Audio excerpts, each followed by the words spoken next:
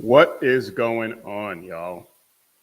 Thank you for joining us here on the Mission Ready Men briefing on the SHR Media Network. Today is Thursday, May 8th, the year of our Lord 2025. And apparently, just as I was getting ready to go live, the College of Cardinals has elected a new pope. And we're not going to spend a whole lot of time on that, but we'll talk about that for a minute. And SCOTUS finally gets one right. And the left reacts as you would expect. And Canada's new prime minister visits the White House and gets humiliated by the alpha dog in the room. So we got that. And we also have the left's narrative collapsing, as they always do. Their narratives always do. But this one about the so-called Maryland man fell completely apart. And if we have time, we'll get into the Israeli foreign minister proving that American culture is, in fact, superior. We get all that and more coming up. But thank you for joining us here for the briefing on the SHR Media Network. You can follow us here on all the socials at Mission Ready Men on Facebook, Instagram, Twitter, also known as X, and TikTok. We're getting a little more active on TikTok, so please check us out over there. And for our merch, head over to missionreadymen.com and click Shop 7 Armors and check out all of our great designs over there. All right, we got a lot to get into. We got business out of the way, so let's get after it. So the College of Cardinals, as I said, they elected a new pope, an American. I don't really pay a whole lot of attention to this. It's been all over the news, obviously, so I'm aware of it. I had my problems with Pope Francis. I thought he was very progressive. Anyway, we don't need to get into all of that. But the new pope is American, so we'll see how that goes. Hopefully, I'm not familiar with him. I don't know if he was selected by Pope Francis and if he's in that vein or if he's a more traditional pope. We'll see. But there it is, new pope, Pope Leo the 14th. What is it? Yeah, Pope Leo the 14th, I believe. So there's that. But what I really wanted to talk about was the Supreme Court finally siding with President Trump and upholding the ban on so-called transsexuals in the military. On May 6th, they declined to intervene on the ban that was put in place by. They declined to intervene and block the ban, basically. And of course, all the left is in an uproar, claiming that it's discrimination and claiming that the so-called transsexuals are just as fit and capable as men who know they're men and women who know they're women.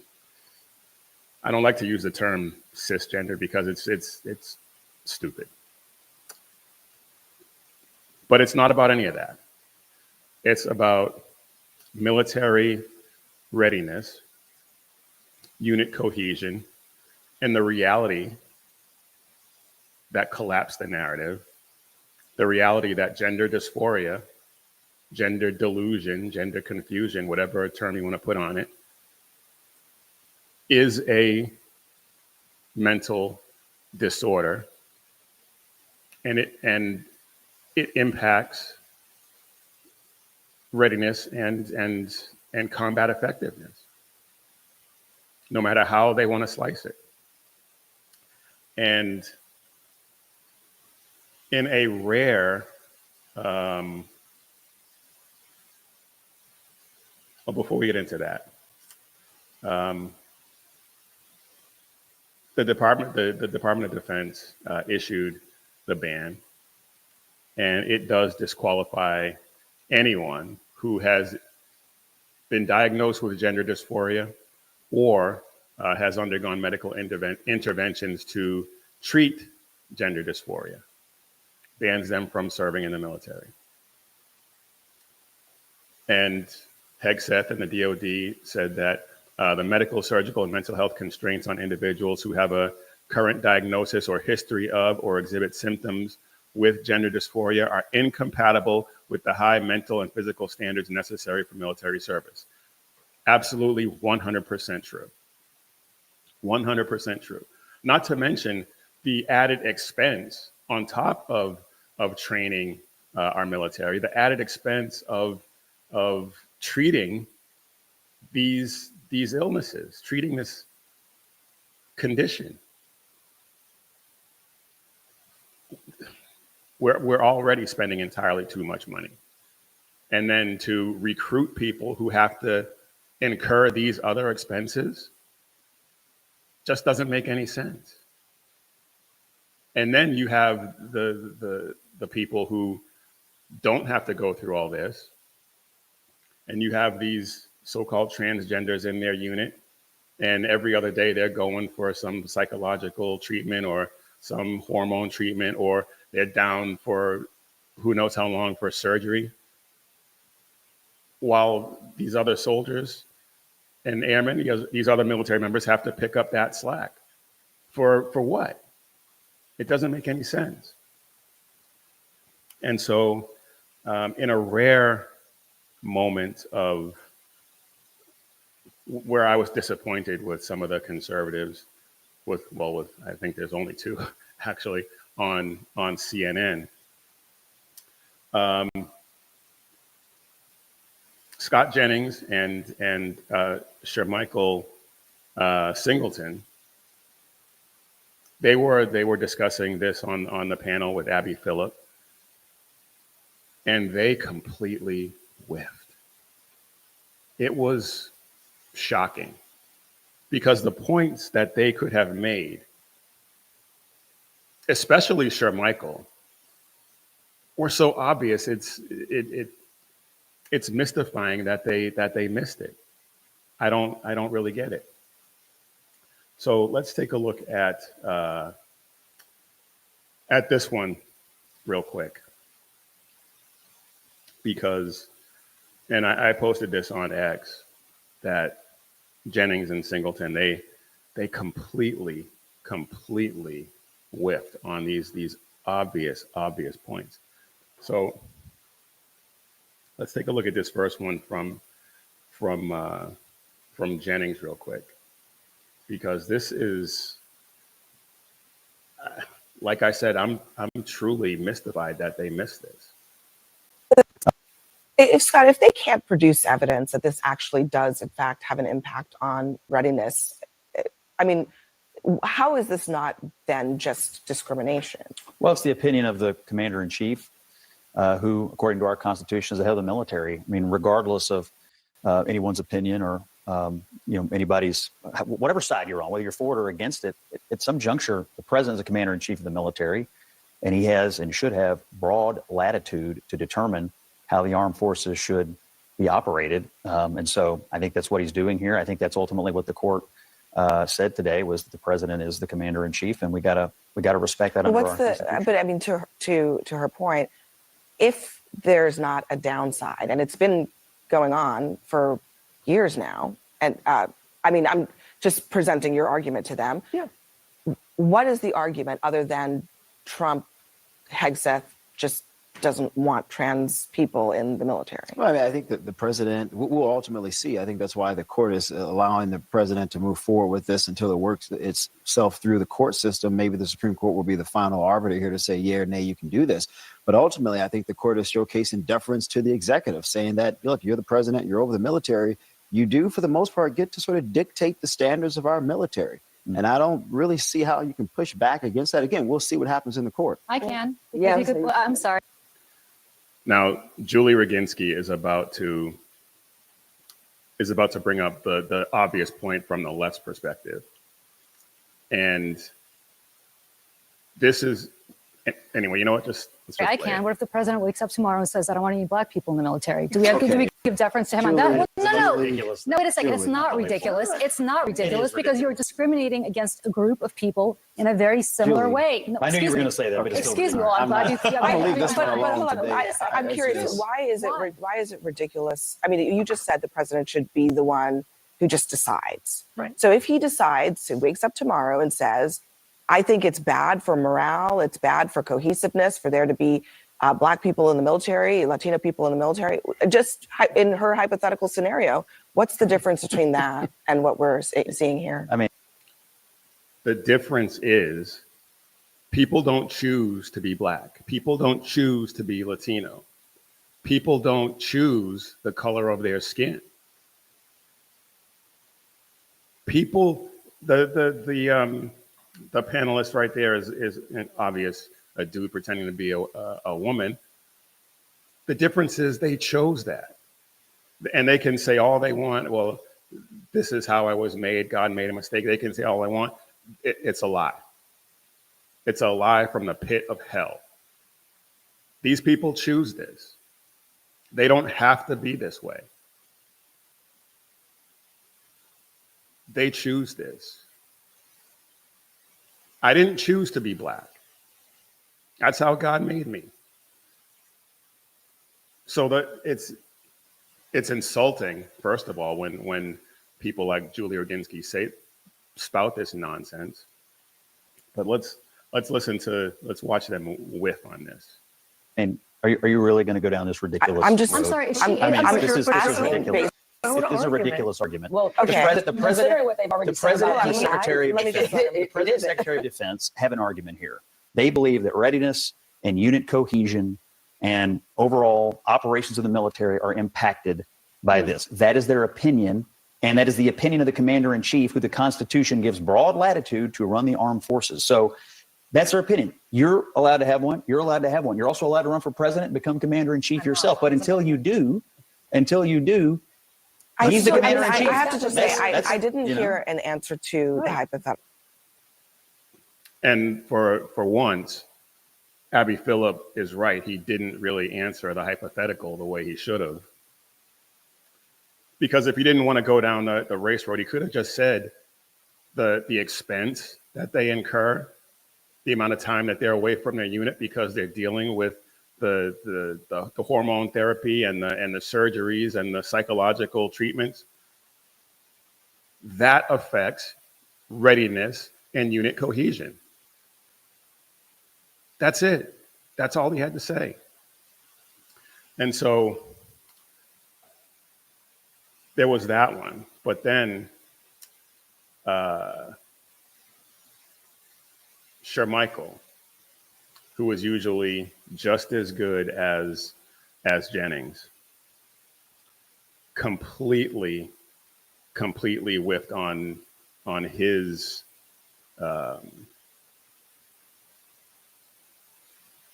completely whiffed on his answer too, because he followed up Julie Roginski. So let's take a look at that one, because this was just as bad, maybe even worse.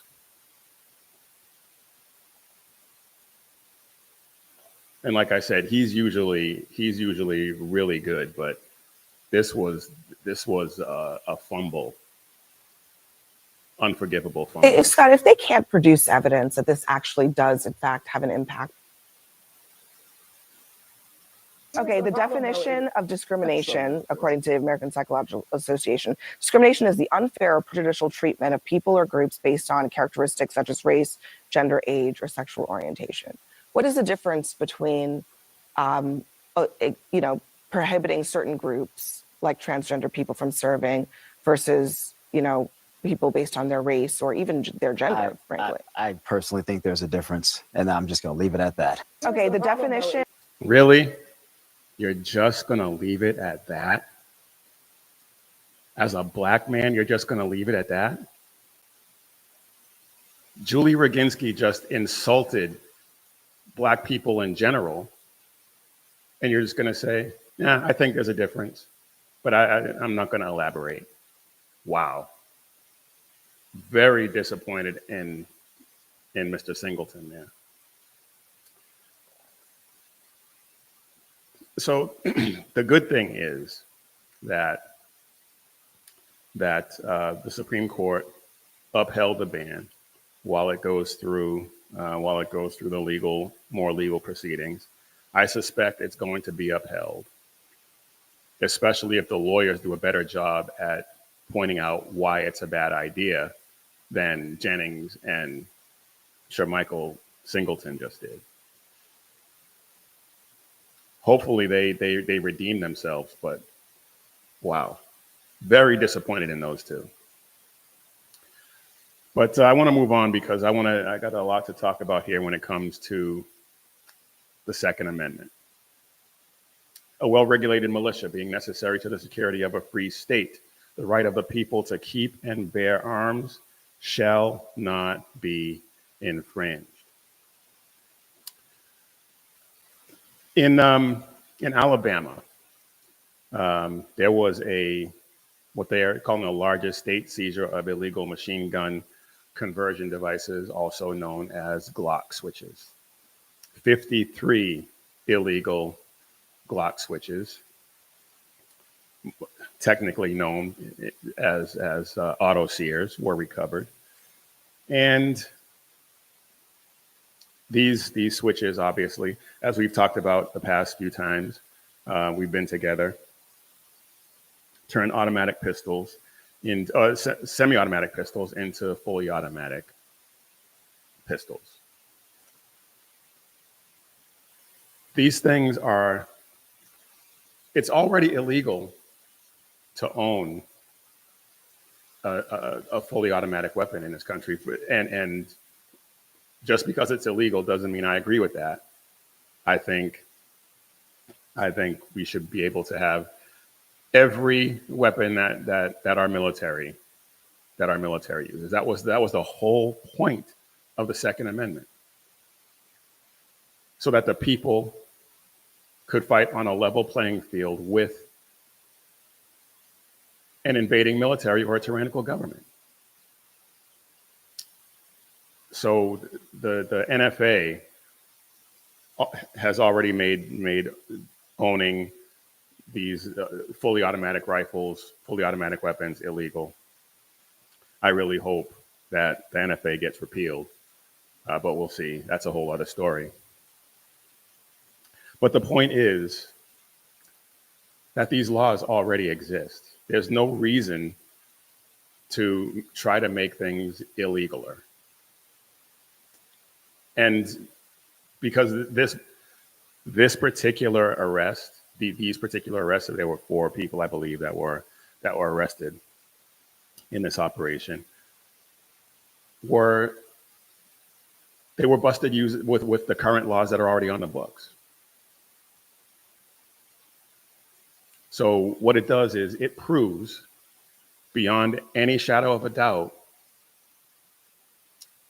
that enforcing current laws on the books works, to the extent that these laws should be on the books anyway. And like I said, that's a whole other discussion. But it also proves criminals gonna criminal. It's their nature.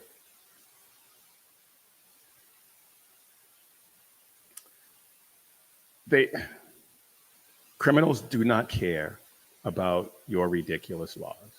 They just don't. And I believe there were, like I said, 53 of these switches that were recovered. The people that they busted, the 4 people that they busted, it wasn't like they were a law-abiding citizen, a morally sound individual, as some people like to say. People who don't appreciate or don't want to follow the infringements that are on the books right now. And that's a whole other discussion. But the people that they busted were criminals. They were allegedly traffickers who were knowingly breaking the law, as criminals do.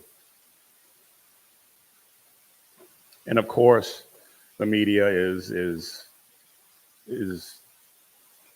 up in arms talking about these switches and basically trying to instill fear into people, saying that these are just these are just your typical accessories that anybody can get a hold of, and therefore they should be banned, when they're not. When it comes to stuff like this, the left wants to say that it's a gun issue. And thankfully, there was no one injured. That this was not a mass shooting type incident or anything like that. But the left likes to say that it's a gun issue, and we have to get the guns off the streets. Shannon Watts and all these other gun grabbers will say that the only way to stop gun violence is to take guns away from everyone.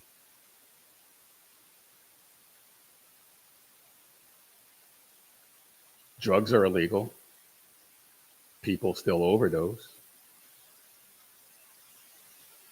So if you think making gun ownership illegal is going to stop gun violence, you are a special kind of stupid.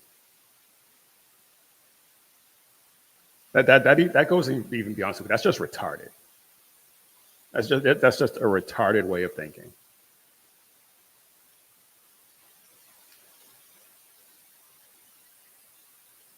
These ridiculous laws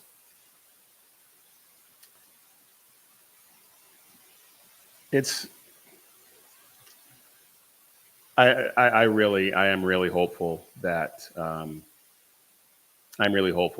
President Trump and the majority that we have in Congress actually does something about these. Repeal the NFA, get rid of these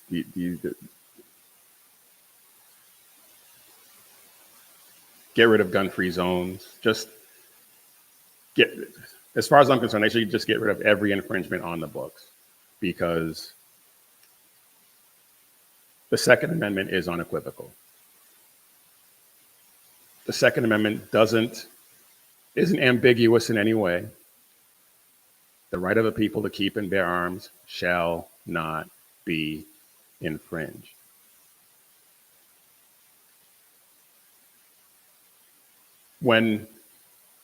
Here's another example.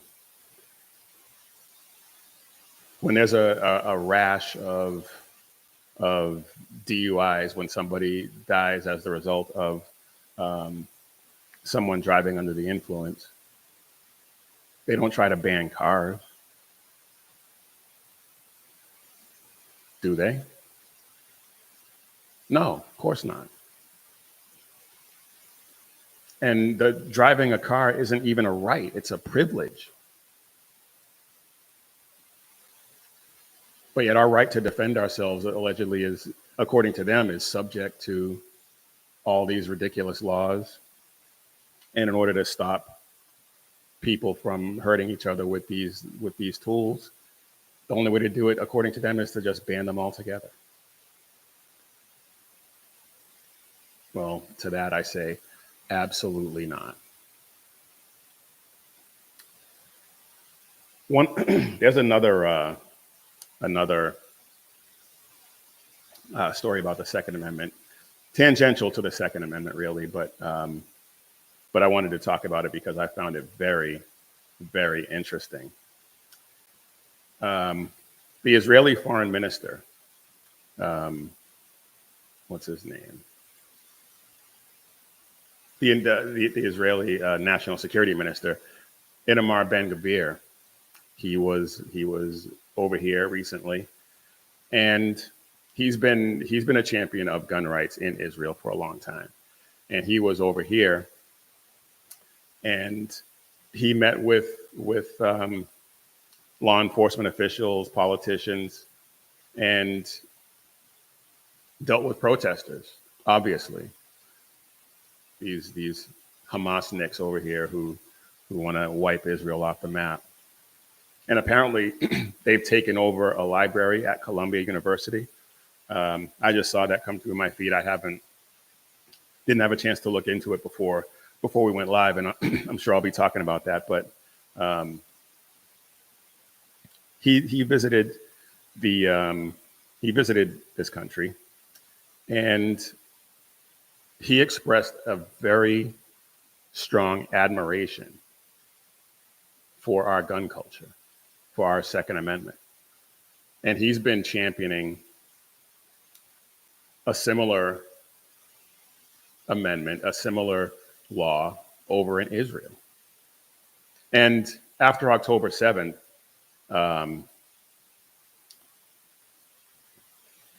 Israel has very restrictive gun laws.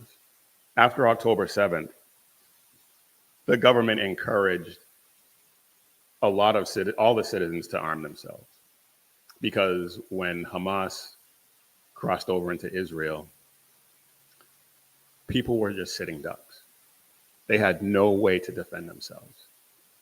And so they fast-tracked gun permits, they dropped a bunch of restrictions, and actually empowered citizens to protect themselves and to protect their families. It's an amazing thing to witness. But the fact that it took something like that for them to make this move is very sad. It's very tragic.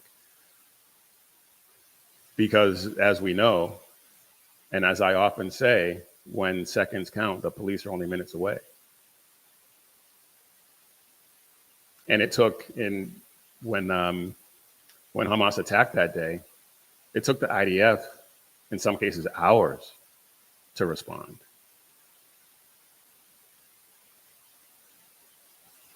But Ben-Gvir said that Israel could learn from America's approach to civilian firearm ownership.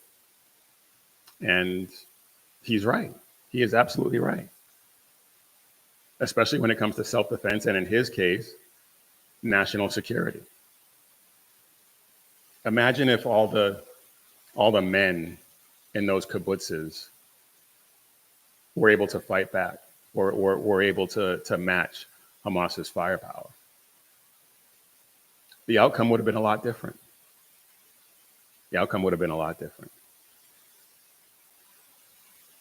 Ben-Gvir said that America's gun laws were fascinating. Well, of course they are.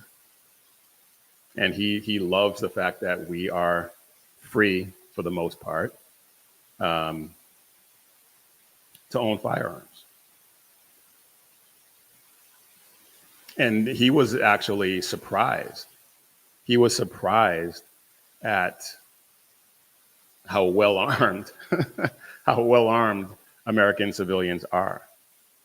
And he went to gun stores and shooting ranges and stuff like that, and got some firsthand experience with American gun culture. And as much of an advocate for firearms as he is in Israel, he was like, even I haven't reached this level. So I think that's fantastic, and it illustrates the point that our Second Amendment in this country is a standard of liberty that should be a global standard. But if it were, dictatorships like Russia and China couldn't exist.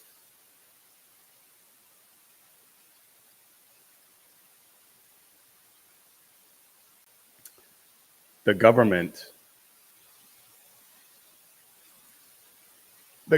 needs to, our government in particular, needs to trust the people with these tools. And the reason that they don't, especially in this, well, the reason why they don't, why governments in general don't, is because their quest is for power. their quest, for the most part, is not to protect the citizens. It's not to keep its citizens safe. Xi Jinping, Vladimir Putin, all of the warlords in Africa, their quest is for power and control. And when the citizens are armed, when the citizens are capable of defending themselves against that tyrannical aggression, they can't have that power. Their power is severely limited in that circumstance, which is why the left wants to take our guns away from us. All right, we got a lot more to get into, and I could go on about that for a lot longer, but I want to get in a word in from our sponsor for today's episode. And our sponsor for today's episode is a big Second Amendment advocate, and that is Patriot Mobile. Patriot Mobile is the country's only Christian conservative wireless carrier. And now more than ever, it is imperative that we support companies like Patriot Mobile and similar organizations that share our values and do something about it. Because voting, as important as it is, isn't enough. Patriot Mobile not only shares our beliefs and our values, but they actually put money behind it. A portion of every dollar that they get, they donate to organizations that fight for causes that you and I care about. They fight for our Second Amendment rights. They fight for, they fight against human trafficking. They fight against Planned Parenthood and the baby killing mills that they operate. So defend freedom with every call and text that you make. Switch to Patriot Mobile right now and get a free month of service with the offer code Jackson. Go to patriotmobile.com, use the promo code Jackson, or call 972-PATRIOT and use the promo code Jackson today.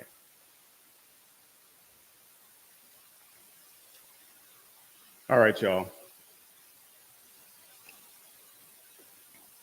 I am your host, Big E, and you're watching or listening to the Mission Ready Men briefing on the SHR Media Network, where you can catch Sackhead Sean, my great friend Sackhead Sean with the Edge of Liberty, every Monday and Wednesday at 8 p.m. Pacific, 11 p.m. Eastern.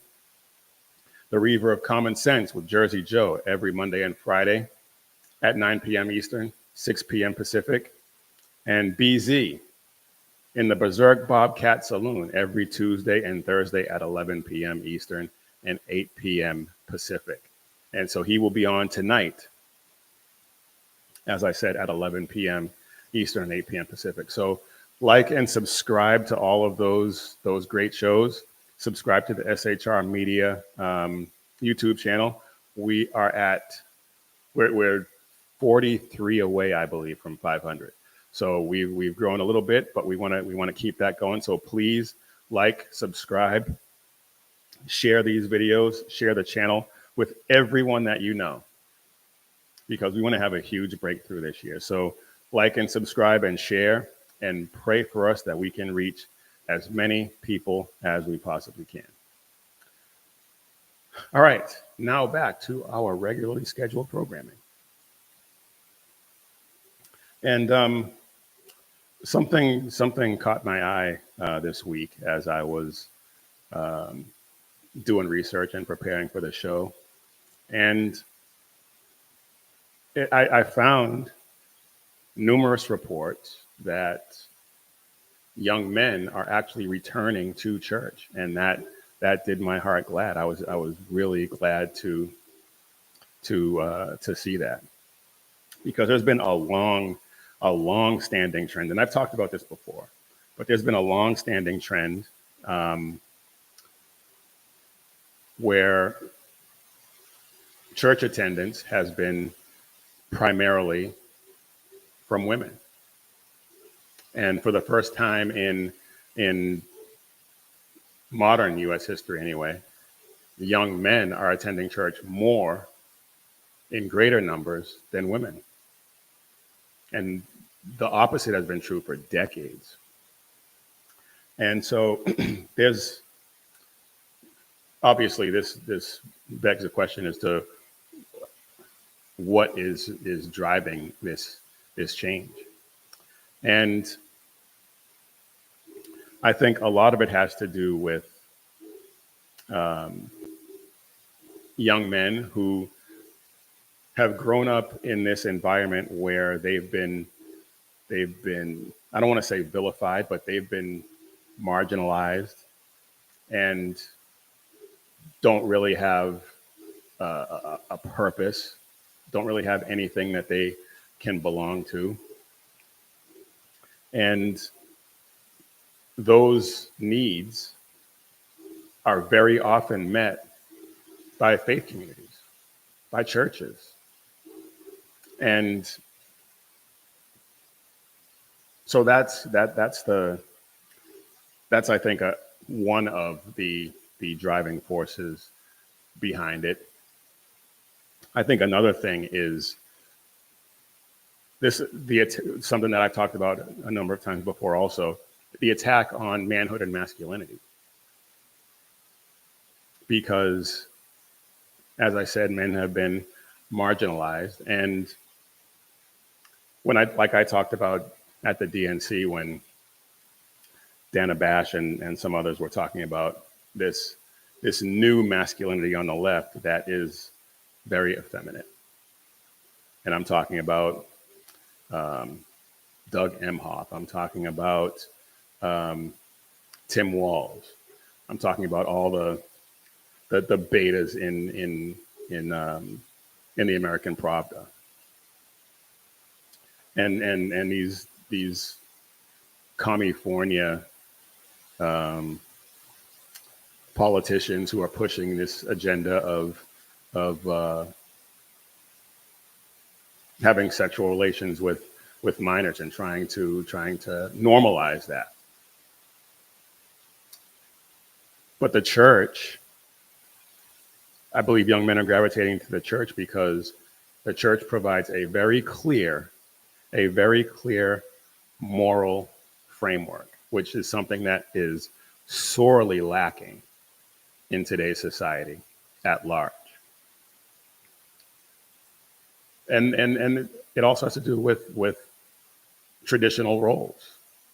Traditional roles between men and women are very clearly defined in the church environment. And what good churches will do is offer a brotherhood for the men in the church and a kind of accountability to that brotherhood, to the church, especially if you're active in the church and want to contribute, because the call for something bigger than yourself, a higher calling, is very attractive to young masculine men. That's why so many young men used to join the military. Not so much during those years when things were very much fighting against traditional manhood and masculinity. And I think now in this new era with Trump as the commander-in-chief and Hegseth as the Secretary of Defense, I think that's starting to change. I think that's starting to turn around. And I'm here for it. I think that this is absolutely fantastic. And I think another thing has to do with something that I talked about in a previous episode. This idea of muscular Christianity. That's something that's kind of seeing a resurgence. As I said in that other episode, it was started back in the 19th century and kind of fell off. But I think it's seeing a kind of a revival. And the focus with that is on the leadership, provider, protector roles for men, encourages physical and spiritual discipline, something that is very sorely lacking in today's society. And it encourages men to stand up, be bold, be courageous in the face of this cultural rot that we're seeing permeate pretty much every aspect of our lives. And so I think that this is, like I said, this is absolutely fantastic. And I think it's something that we need. And I think it's something that will play into what I've been talking about, is bringing the country back to God. And I think that as more young men step back into the church, step back into their roles as men, and lean more heavily into the church, that will spark an even bigger revival and a bigger commitment to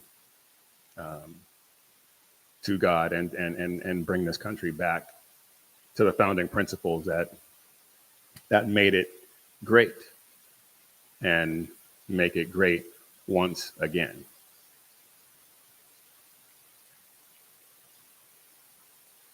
Because this is a, no matter how much you want to sugarcoat it, no matter how much you want to deny it, this is a spiritual battle that we're dealing with. When you look at the Antifa and the Hamasniks and just the total disregard for human life and decency that we're seeing, that is a spiritual battle. It's not just a cultural shift. It's not just cultural rot. It's a spiritual battle. And the more young men that we can enlist in God's army, the better off we'll be. All right, y'all, we got to move on. Got a little bit of time left, and there's a few other stories I want to get to. The title of this episode is what is the title? I went through so many iterations of the title, but leftism collapses in the face of reality. Reality is a hammer when it comes to these people on the left. And their lies, their constructs, nothing that they do, none of the lies, none of the narratives that they construct can withstand the pressure. They just can't. And the Abrego Garcia narrative, the so-called Maryland man, that has finally just completely collapsed. Completely, utterly collapsed. Because they try to say that the tattoos on his hands was photoshopped. They tried to call him a Maryland man, a Maryland father. Deny that he was a member of MS-13. Deny that he was a gangbanger. Deny that he was a terrorist. Deny that he was friends with human smugglers. But as it turns out, And they denied that there was any wrongdoing with having to do with that traffic stop in Tennessee. But this story right here, shocking revelation about deported Maryland dad Abrego Garcia, finishes off the Democrat narrative. It turns out that the convicted human smuggler who owned the SUV that he was pulled over in Tennessee in, that guy has come out and said that he hired Garcia to smuggle human beings several times.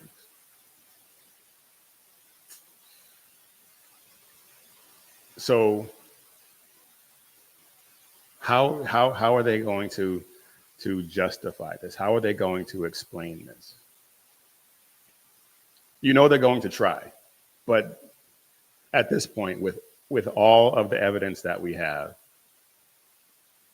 and they're trying to say that it hasn't been proven that he was a member of MS-13. It hasn't been proven that he was a gangbanger. It hasn't been proven that he beat his wife. So they're calling her a liar, I guess. So due process hasn't been followed, and we can get into the whole due process canard if you want, but that's a story for another time. But the fact remains, he is a gangbanger. He is a member of MS-13, which has been designated a terrorist organization. So he's a terrorist on top of being a gangbanger. And I guess the argument could be made that if you're a gangbanger, you're automatically a terrorist, regardless of whether or not you belong to MS-13, which I can go with that. The left's narratives always collapse. They cannot survive the smallest amount of scrutiny. Their narrative about gun ownership, as soon as you look at it from a logical perspective and apply just the slightest bit of common sense, it falls apart. Every one of their narratives completely falls apart when faced with reality, when faced with facts, when faced with common sense. Every single one. This one is no different. The next one is going to be no different. And the one after that is going to be no different.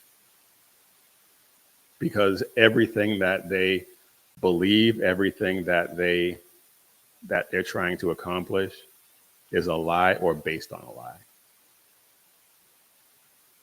And the truth always wins. May not win right away, but it always wins.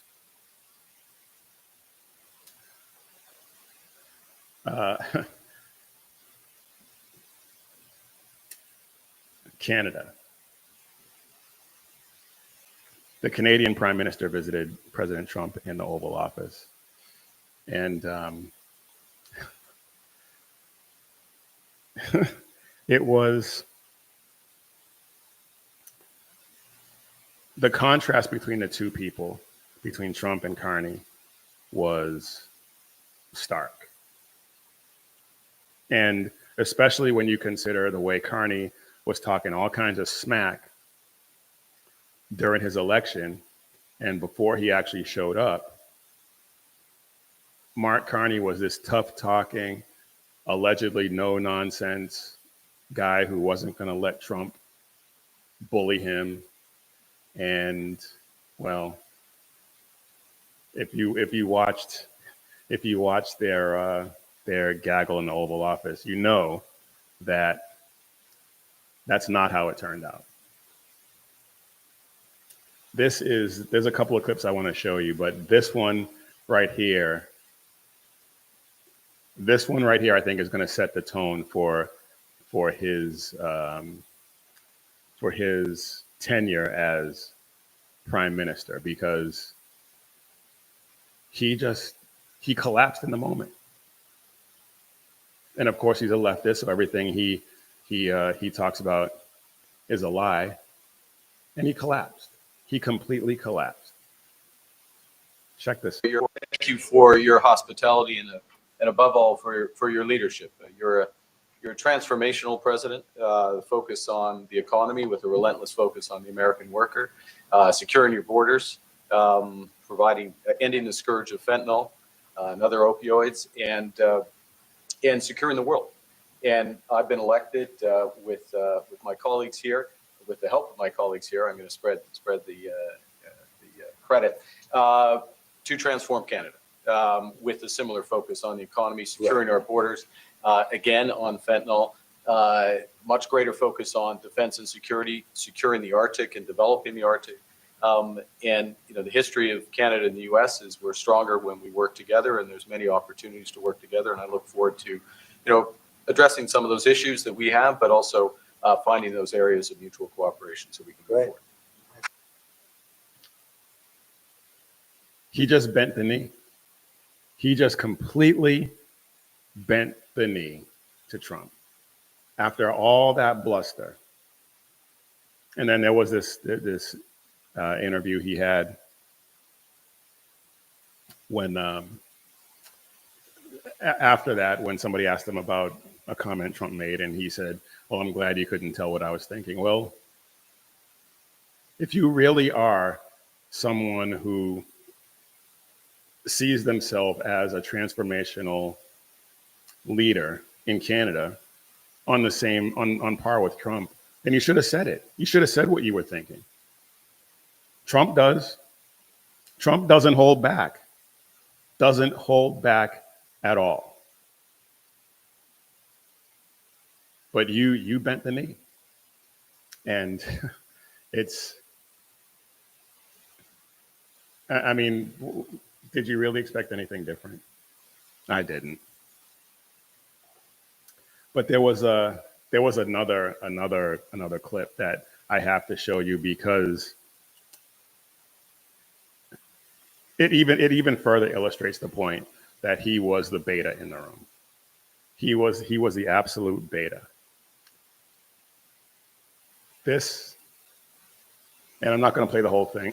This whole clip is 3.5 minutes long, but it happens at the very beginning. And Carney is just, yeah. I mean, I'd be embarrassed if I was Canadian, honestly. I would be completely embarrassed. Today to change your mind on tariffing Canada. Tariffing cars? Tariffing Canada. Is there anything he could say to you in the course of your meetings with him today that would get you to lift tariffs on Canada? No. Why not? Just the way it is.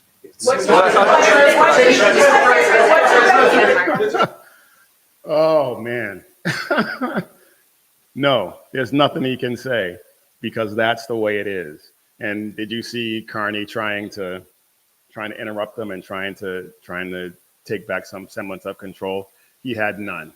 He had absolutely none. He had no leg to stand on. He was the absolute beta in that room. And it was glorious to watch. BZ's in the chat. He says Carney is another in the continued path of destruction taken by Canada. Absolutely. Absolutely. Absolutely. Carney he's another globalist, leftist who, if left to his own devices, he's going to destroy Canada. He is absolutely going to destroy Canada. Trying ever so hard to emulate the UK, that's nothing to that. But yeah, the UK at this point is truly lost and irretrievable. I'm not sure if it's completely irretrievable, but it is 90% there. Absolutely. I think there's a chance it could come back, but you're probably right. But yeah, Canada is is trying very hard to snatch defeat from the jaws of victory. All right, I got a couple of stories I wanted to get to, but actually, no, yet I'm going to try it. Maybe I'll go over. I mean, I was late today. I apologize for that, but if I end up going over, so be it. But this right here, and it's a pretty quick clip, but this right here is something that, you know what? I just before I'm not even going to try and set it up. I'm just gonna show you because I'll talk about it afterwards. But this is something that I've been railing against for a while. But here we go. Check this out.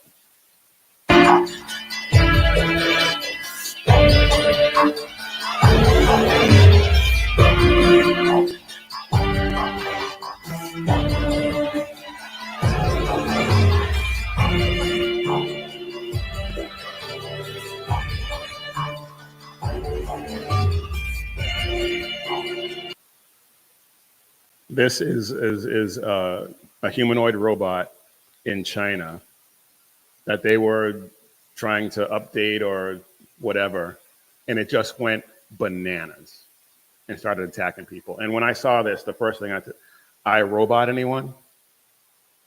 I mean, and with everything that we're doing with AI, and I've been making more use of AI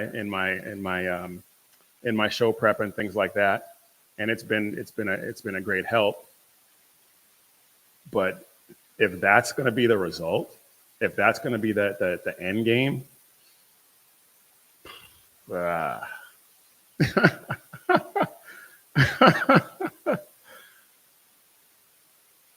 beautiful wife in the chat says nope, and I can't argue. I can't argue with it. BZ said this was both entertaining and shocking simultaneously. Yeah, it was. It was, because, and I know it's entertainment and I know it's fiction and everything like that, but when people were watching Star Trek back in the day and they had all these handheld gadgets, and now everybody's walking around with one. So you're talking about humanoid robots on the rise. And we saw how that ended up in iRobot. So yeah, it's fiction, but who knows? Anyway, we'll just pray that that never happens. All right, one last thing I wanted to get to, and this is another leftist meltdown for reasons, but they got all upset because a cop, after a successful immigration raid, I believe this was in Nashville. Yeah, in Nashville. A cop decides to light a stogie, I guess, in celebration. It may not even have been a celebration. It may be just he likes to smoke cigars. But either way, I just thought this was funny. Because I enjoy a good cigar every now and then, and I would not begrudge anyone for doing the same. Para nadie que tiene que ver con inmigración. Nada de eso. Nosotros no somos otra vez agentes federales y no estamos reforzando leyes federales de inmigración. Pero él quería saber qué es lo que está pasando. Si había what is the big deal? ¿Cuántos oficiales estaban ahí? What is the big deal? There's no tactical disadvantage. There's no critical incident happening. The raid is over. They're just waiting to wrap things up, and he decided to light a stick. So what? But of course, the left got all upset, disrespectful reasons, who knows. But anyway, folks, I think that's going to do it. Only a little bit over, but that's all I got for you right now. I will keep trying to make each episode better than the last one. If anything that I said hit home for you, please take a second and like and subscribe and share this video with everyone that you know. Because I'm not here just to opine and complain. We're here to spread the gospel of Jesus Christ and the banner of faith, freedom, and hope for future generations. And if you want some cool gear, if you like the Beards and Bibles Club t-shirt that I'm wearing, head over to missionreadymen.com, hit Shop 7 Armors, and check this design out and all the other great designs that we have. It's all about bold faith, true grit, and unapologetic patriotism. And as always, when seconds count, the police are only minutes away, but the Lord is right there with you. So keep your prayers going up and your head on a swivel. God bless.